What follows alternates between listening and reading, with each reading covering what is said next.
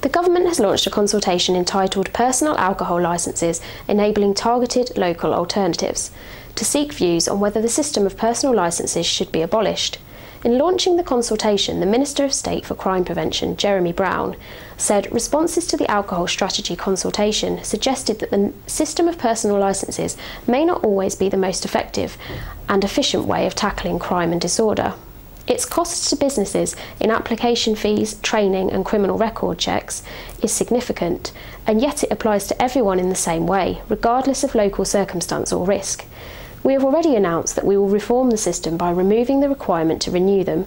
However, we believe there may be a way to further enable better and more targeted alternatives to the system as a whole. Whilst the government recognises that the safeguards afforded by personal licences, such as training and criminal record checks, are important, they do not feel they're always appropriate in all cases. The government's view is that conditions added to premises licence could provide a better and more targeted way of applying these safeguards. This would provide licensing authorities and the police with a more flexible tool over which they had local control. The government is mindful of ensuring that licensing authorities could use such conditions in a flexible and effective way, and therefore it is also proposing to maintain and even strengthen an existing legislation in two key ways. The first is to keep the national benchmarks for training and criminal record checks for premises where training or criminal record checks were required.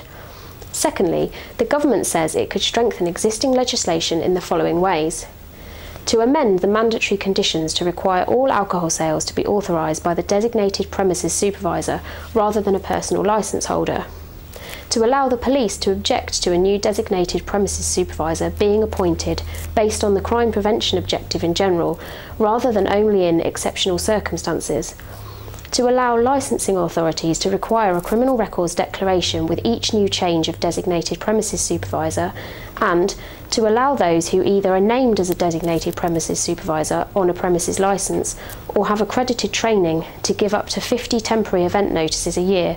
Those without would be limited to giving only 5.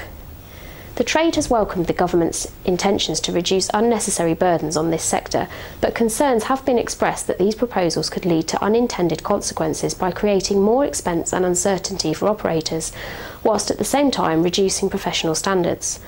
The consultation will run for 8 weeks from the 12th of September, and the government is seeking views from anyone who would be affected by the measure, including licensing authorities, residents groups, police, the trade and health bodies. For more information, please contact our licensing team.